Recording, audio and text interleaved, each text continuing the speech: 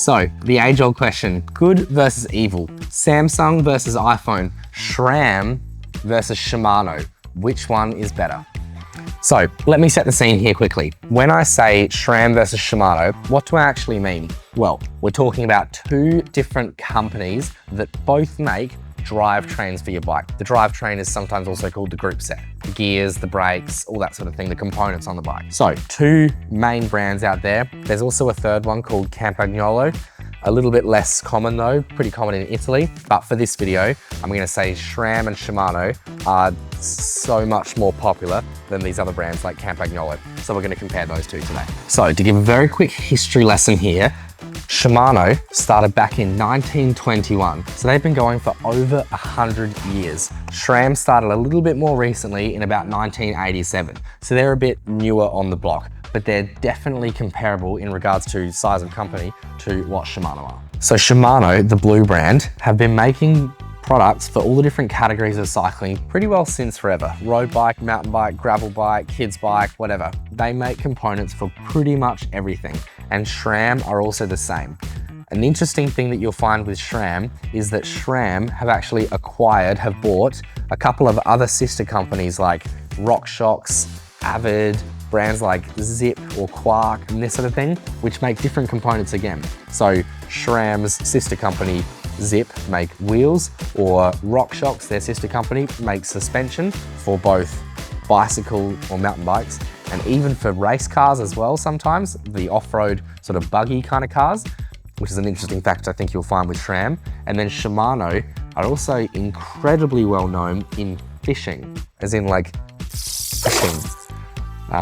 That felt silly, but they're incredibly well known in the fishing market. They make reels, I'm assuming they probably make rods as well, and everything to do with the fishing industry. So what I'm saying here is that both of these companies are really broad and have so many different subcategories within them. But we are cyclists, so we're gonna talk about the group sets that they make, the drivetrains that they make. So the first thing I wanna talk about is, why does your group set actually matter? But to understand why it matters, I think we need to know what a group set actually is. The group set, sometimes called the drivetrain, is the gears and the ratio between the different cogs that allows you to pedal forward. We've usually got different gears, so if we're going up a hill or down a hill, we're still able to pedal.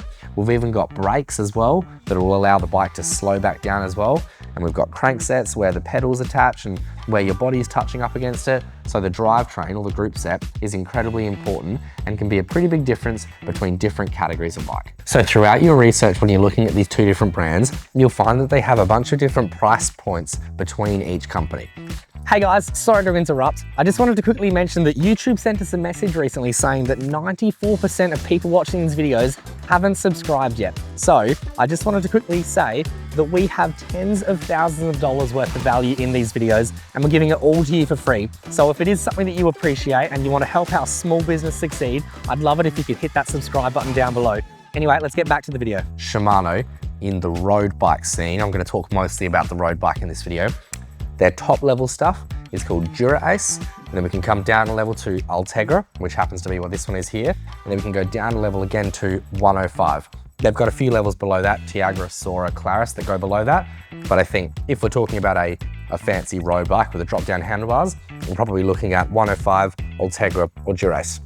When we move across to SRAM, they also have a few different categories as well. Their top level is called SRAM Red, then we go down a level to SRAM Force, which is their Ultegra equivalent, and then down a level again to SRAM Rival, which is kind of their entry-level group set, which happens to be the crankset that we have here. In my opinion, they're all pretty comparable. If we're comparing 105 and Rival, they're about on the same category. If we're comparing Ultegra and Force, they're pretty similar. And Dura-Ace and Red, I would put them in the same sort of category as well. Price point, kind of similar between each of the different categories.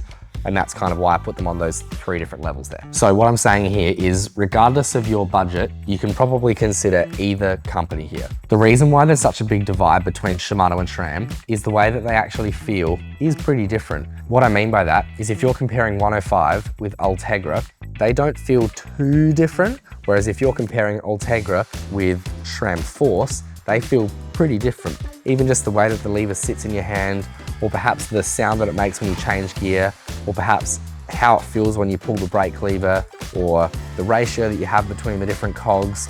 All this sort of stuff can feel pretty different. So the difference between each one is actually pretty drastic, and that's why there's some people that prefer to go one way or the other. A domino effect from that is that if somebody goes with one brand, as in their first bike happens to be Shimano, they're probably going to stick with it for their next bike and then their bike after that as well. I'm going to compare this to kind of like your mobile phone. If you bought an iPhone when you were younger, you're probably going to buy the next iPhone, and then you're probably going to buy the next iPhone. Whereas if you started with a Samsung, you're probably going to stick with the Samsung the whole way through. Not saying that one is better than the other, but you tend to stick with what you know. But in today's video, we're going to try and work out which one might actually be better for you. I know that you're already trying to ask through the camera, what's the weight difference between the two? Because I know that's a big talking point for cyclists. If we're looking at Shimano Ultegra and SRAM Force, so both of the sort of middle of the categories, when we're looking at Shimano Ultegra, we're at about 2,150 grams, whereas if we went across to SRAM Force, it's more like 2,750 grams. So there's about a 600 gram difference. 600 grams, I would argue, is noticeable. Maybe as you're riding, it does feel a little bit heavier. It's difficult to try and find a way to save 600 grams on your bike. So I would say that's a pretty big factor as to why I would prefer to go the Shimano. Also, if you were to upgrade to fancy carbon fiber wheels, sometimes you might not save as much as 600 grams, so it might be a pretty big difference. And then if we were to go up a level to the Shimano Dura-Ace and the SRAM Red, it's about a 500 gram difference between the two. So a little bit less than the middle categories, but 500 grams is still quite a bit. Also, if we're talking about the gear ratio between the two different bikes, we can talk about the relationship between the chain rings at the front of the bike and the cassette at the back of the bike on the wheel. This can make the bike feel pretty different. Typically speaking, with Shimano, they make pretty big sizes of the chain rings at the front. I think they go from a 50 tooth to a 52, 53, and even a 54 if you wanted to go one of the really fancy racing sort of bikes. SRAM, however, are more known for going smaller in size. So yes, you can get the 53 tooth, which is quite cool, the bigger size, but you can also go down to like a 48, I think this one might already be. Sorry, 46 tooth, which is significantly smaller than the smallest size that Shimano makes. So you can go down to smaller sizes as well. They also both do really large rear cassettes. So if you are trying to go up the really steep hills, they both make group sets designed for that. But having the smaller chainings on the front, or the option to go smaller chainings on the front, means that it's going to be really helpful, especially if you're doing gravel bike riding, where you're trying to ride up an incredibly steep hill really slowly. Now let's talk about price. If we're comparing a SRAM Force Axis, which is electric gearing, and the Shimano Ultegra Di2, which is also electric gearing, the SRAM Force is about $3,000 for the entire group set, chain, cassette, crankset, everything. It's about $3,000. And then in the Shimano Ultegra Di2, it's about $2,500. So a $500 difference. I should also quickly note that we're filming this video here in Australia, so our prices are Australian. So depending on where you are in the world, the numbers that I'm saying here might not make sense. But point being, there's a bit of a price difference between the two of them. If you were to save $500 on the purchase of the group set, then you can allocate that $500 somewhere else on your bike. It might be upgrading to a power meter, or getting some extra carbon fiber pieces, or maybe even a fancy carbon fiber handlebar, because you've got a bit of money left over. That extra savings might be better spent somewhere else. But realistically, you're not going to be rebuying a group set all the time. So that's kind of like a one-off purchase. That's something that you will keep replacing throughout the life of the bike by consumable parts such as a chain. A Shimano Ultegra chain is about $60, whereas a SRAM Force chain is about $70. Not a big difference between the two, but kind of gives you a bit of an idea that they're relatively similar between the two of them. And this price difference is pretty well carried right the way through the range. Even brake pads, you might spend $40 on Shimano ones, and you might spend maybe $50 on SRAM ones. Much of a muchness, but a couple bucks more if we were to go down the SRAM route. And then we can start talking about durability. Which one actually lasts longer? From my experience of working in a bike shop as a bike mechanic, the SRAM components do tend to last a little bit longer. Yes, they're a little bit more expensive, but if you had to replace 2 Shimano chains in the time you had to replace 1 SRAM chain, that means that you're spending less money on the SRAM components, which I would say is a pretty good thing. However, there's a few variables that you should think about here. Things like, are you riding in the rain, hail, and the shine? Are you riding in the sand? Do you live near the beach? Do you take care of your bike? Do you lubricate your chain? Do you not lubricate your chain? Do you wax your chain? There's so many different variables here, but if we're comparing both bikes are going through the same life and they're both being taken care of quite well, typically speaking, the SRAM components will last a little bit longer. So how do they actually feel when we're riding them? How does it feel in your hand? I'm also just going to say here that both of these drivetrains, both the Shimano Groupset and the SRAM Groupset, are both seen at the top level in the racing. You know, the Tour de France, the Giro d'Italia, the Tour Down Under, they're both seen in the top level. So it's not necessarily saying that one is totally blowing the other one out of the water, because they're both seen at the top level. Again, kind of like Samsung versus iPhone. They both make a top level phone and they both make a cheaper phone. So same kind of idea there. So in terms of performance, one isn't categorically better than the other. So the whole reason we're having this debate is, does one actually feel better than the other? So I've got two different bikes here. One of them has the Shimano Ultegra and one of them has the SRAM Rival, so the entry level of the SRAM Groupset. They're both electric gears, so the Shimano one is the DR2 and the SRAM one is the Axis. But to be fair, we're comparing two different categories. We're comparing the Ultegra, so the mid-level, and SRAM's entry level, their rival. But nonetheless, from a distance, the levers both just look Shimano and looks SRAM. It doesn't really look like the different categories. So I think it's a relatively fair comparison here. If I have my hand on this Shimano one, it feels nice and round, even just having a look at that. That's why it's the first thing that I'm saying. It feels sort of round in my hand. I can definitely feel that there's two little buttons on the side here because we've got two different directions that we can go, up and down shifting. The brake lever is relatively easy to pull. I can pull it with one finger nice and easily. On the SRAM one over here, the lever feels a little bit heavier. It doesn't necessarily need a bleed, but it feels a little bit heavier. This blade is also metal. I can feel it in my hand, whereas this one's carbon fiber. So this one feels a little bit colder, but again, we're comparing two different levels. If I had the SRAM Force, they'd both be a carbon fiber blade, so it's a more fair comparison. It does feel boxier. I can just see like corners and edges around the shifter there. So it just feels sort of maybe almost bigger in my hand is how I would describe it. It feels bigger. As I've got my fingers resting down here, I can only feel one button, but it's one really big button. It's pretty much impossible to miss that button. Whereas with the Shimano, we've got two little buttons here, and it just happens to line up with my two different fingers here. One is here and one is here. So it kind of works pretty well for me. But yeah, they both feel similar. They both have a brake lever. They both have gears on the side, but they sort of work a little bit differently. And that's what we're about to talk about next. And then we want to start talking about how they actually feel while we're riding. Because obviously I'm just sitting here on a chair, so we're not out test riding it. And because the shop's not fully set up and I've got tradies coming and going, I can't actually take them for a proper test ride today, so I'm sorry. But again, I've worked in bike shops for almost 15 years now, and I've had 40 different bikes. So I've been able to try lots of different Shimano group sets and lots of different SRAM group sets. I haven't owned a Campagnola yet. So if there's people in the comment section, you can tell me off for that. And I'm sorry to the Italians watching. But anyway, today is Shimano versus SRAM. So from my experience, I find that Shimano, my hand sort of fits just in it a little bit better, whereas Shimano, it kind of feels like I'm sitting on it. Shimano have a big reservoir up here, like a bladder that has brake fluid in it, and that's what allows the brake to perform, to work. There's fluid inside here that then pushes through the brake line to the brake caliper. The reservoir that they have here is a little bit larger than what it is on the Shimano. So just simply holding onto it, it feels a little bit bigger in my hand, whereas Shimano just feels a little bit sort of smaller in regards to like the front part of the bike. SRAM also have quite a tall lip at the front because that reservoir is so big. So when your hand's sort of sitting here, that you can see quite a lot of lever like above my fingers here. Whereas when we're looking at the Shimano one, there's a little bit less, there's sort of less poking out over the top. Shimano with their DR2 group sets, they also have little buttons on top. You can make it do different things. I've got mine set up to change the screen on my GPS, so I can go between different pages, or I can start, stop, ride with another. So you can get it to do extra little buttons, extra little clicks on the shifters, which is pretty cool with the Shimano one. And the shifting feel is probably the biggest difference that we'll notice between the Shimano and the SRAM. When we look at Shimano, they have two buttons on each hand. They've got an upshift and a downshift on both hands. Your right hand will adjust the gears at the back, so the rear derailleur on the cassette, so you can go up to an easier gear or down to a harder gear. And then the left hand, which will be your front derailleur, you can go up to the bigger chainring or down to the smaller chainring. Whereas with SRAM, instead of having two buttons here, we only have one button here and one button here. So instead of 4 different buttons we can click, we only have 2 that we can click. and the way that they work is a little bit different.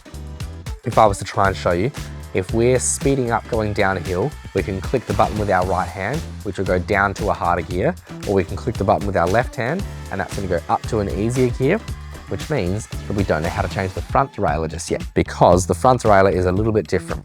What we do is we press both buttons at the same time, and that's what's going to make the front derailleur shift up, and then we can press them again, and that's what's going to make it shift back down. To help this make a little bit more sense for my car people at home, it's kind of like saying paddle shift in a sports car. You can, as you're driving along, instead of reaching down to change gear here, you might have the little buttons behind the steering wheel. That's the exact same thinking here. Harder gear, easier gear. And when we're shifting between the different gears at the back, so we're using the right hand on our Shimano or either hand by itself on the SRAM, the actual change of gear, it moving, it derailing from one cog across to the next, honestly feels pretty similar. I know that with the new Shimano 12 speed, they've done a bunch of upgrades to make it a really fast shift, which is pretty cool. If you're sprinting into the finish line, bang, bang, bang, you can hit 3 gears and it will actually drop each gear at a time.